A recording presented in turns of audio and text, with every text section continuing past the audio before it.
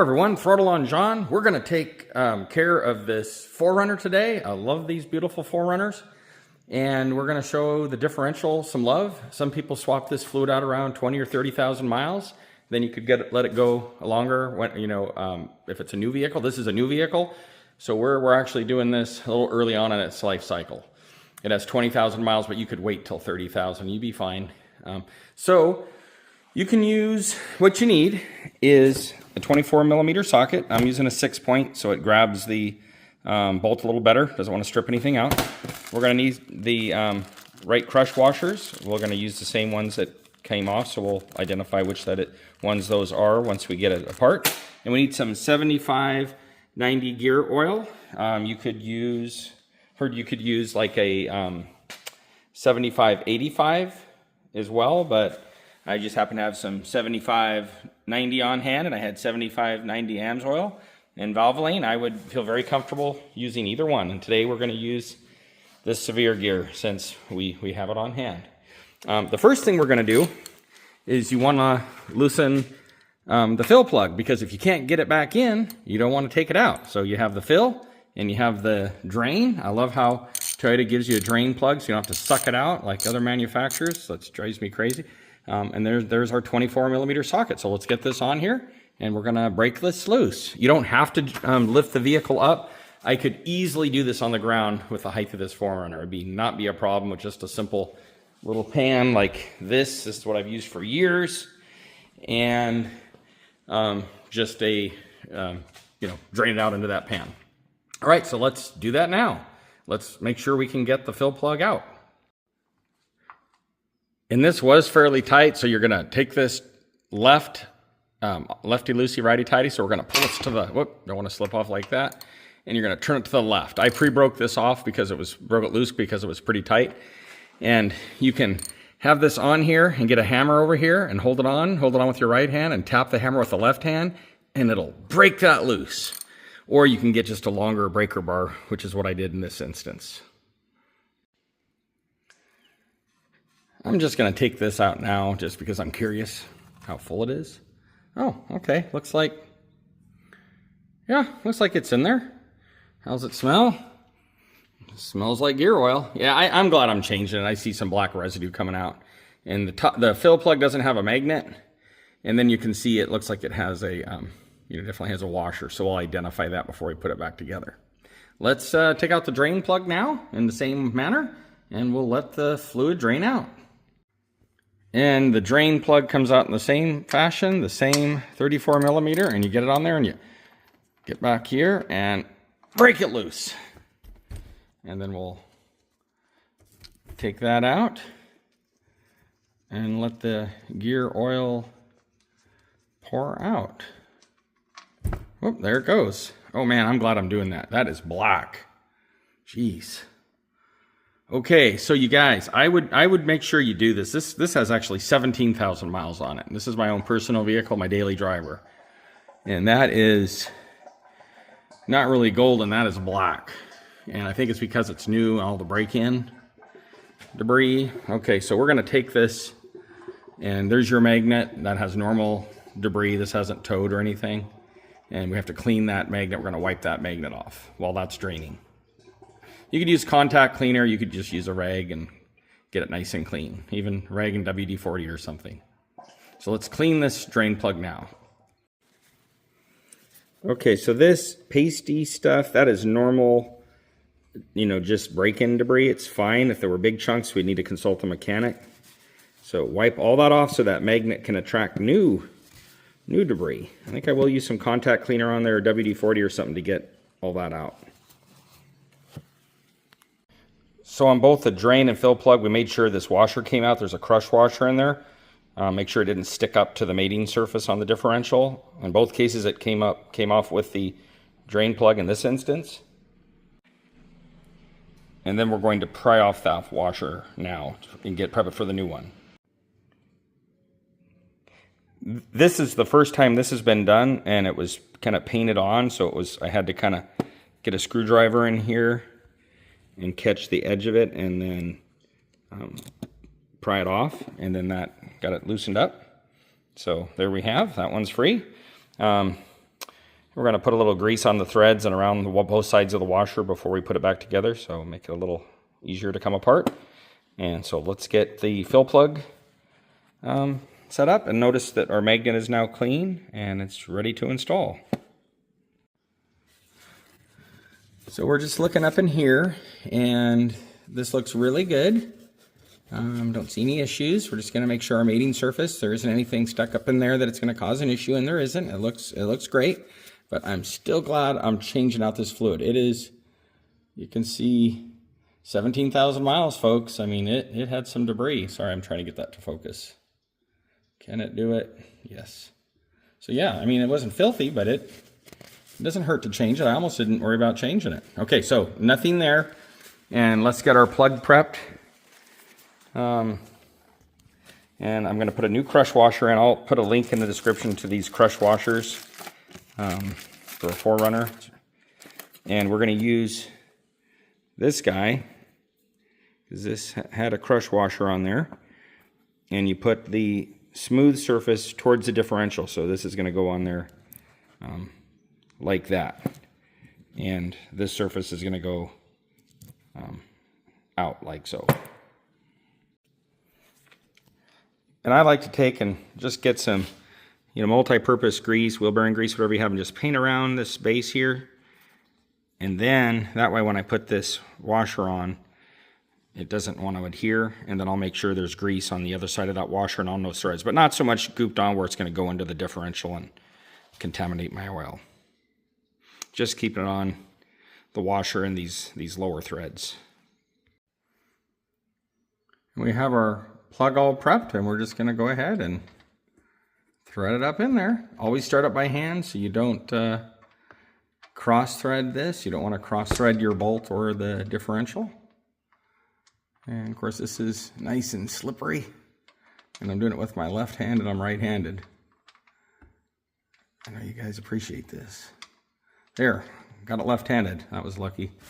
And then we're going to screw that in there, and we'll bottom it out. We'll just screw it in. We could use the socket to screw that in. It should go in really easy. Okay, good. And then we're going to snug that up with our socket. This can go tight, but you don't need to go crazy with it. Righty-tighty, lefty-loosey, so we're going to go to the right like that. You're going to feel that crush washer kind of compress. It's still compressing. It's turning easy. It's turning. Okay, now it's starting to firm up. Firming up. Firming up. You're going to feel it firm up. That crush washer is still crushing, and there's going to be a point where that crushes all the way or most of the way, and it's going to not want to go any further. If you're not comfortable with this, consult the specs on the torque specs on this. I like to just do it by feel, where it snugs up and stops. And it is kind of stopping there. We are good. We're going to stop right there. There's a point where it just kind of firms up and stops, and you stop. You don't just keep going. But you'll feel that crush washer crushing as you go. Okay, and I have this already prepped. Got the same crush washer that we used on the drain plug on there.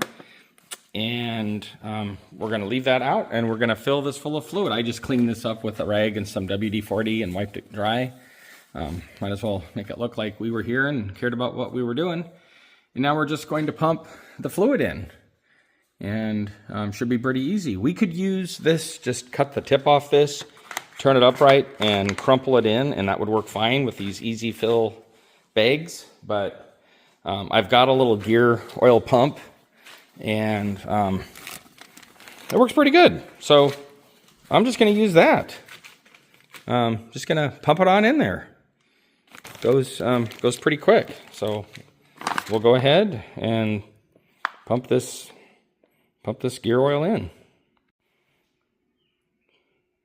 And we want GL5 gear oil, and that's what this is. And we could do a 75, 85, or we could do a 75, 90. I'm going to do a 75, 90, and we're just going to put our pump on top of that now and start pumping it in.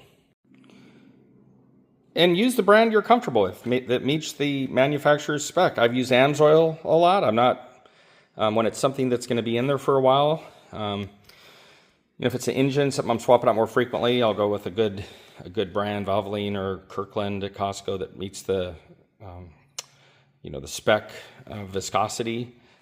I've had really good luck with Valvoline. I wouldn't hesitate to put Valvoline gear oil in there.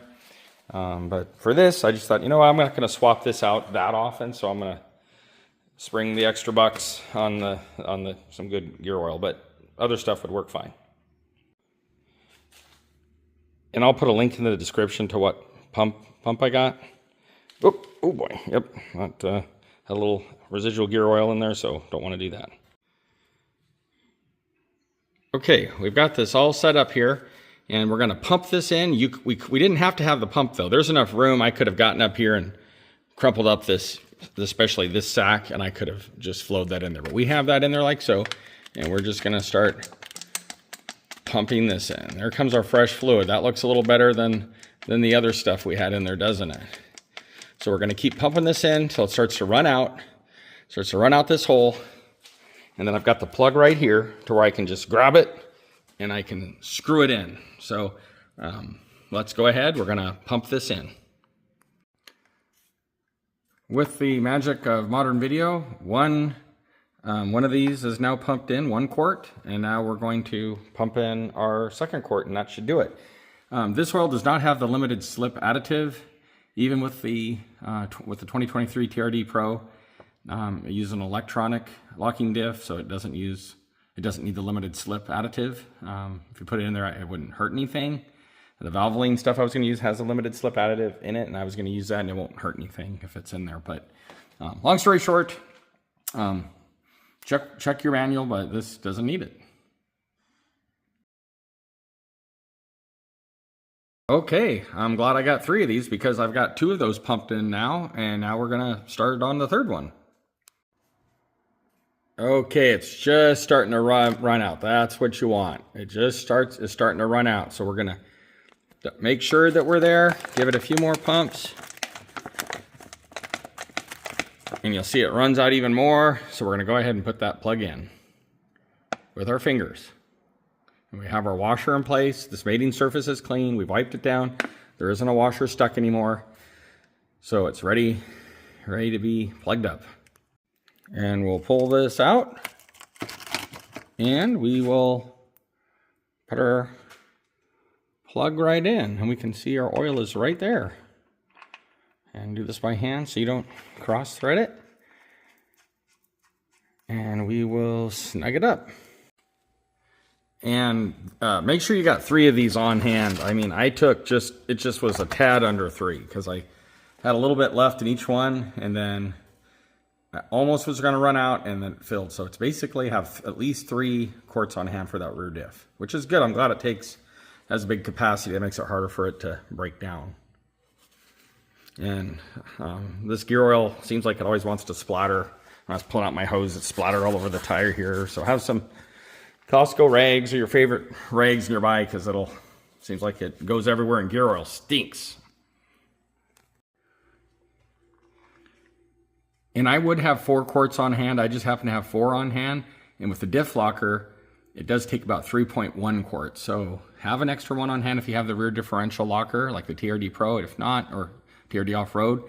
If not, you probably need 2.8, 2.9 quarts, but I would have that 4th quart on hand just in case, because I let that oil settle and I was able to get a little bit more in, like 3.1 or so in quarts. So anyway, there you have it.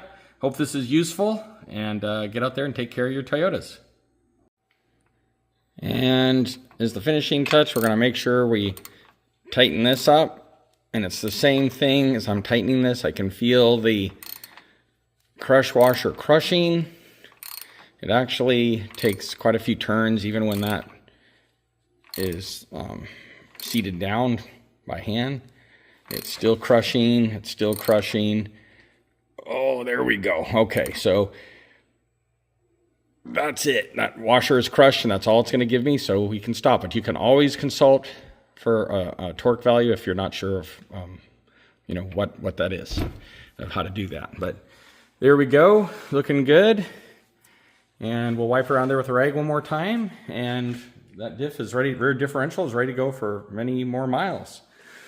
Stay tuned on this 4Runner. We're going to do change the front transfer case oil, and we'll do the front differential too. It's up in here, so we'll do that at some point. But stay tuned. We're going to just keep taking care of these Toyotas and keep them going.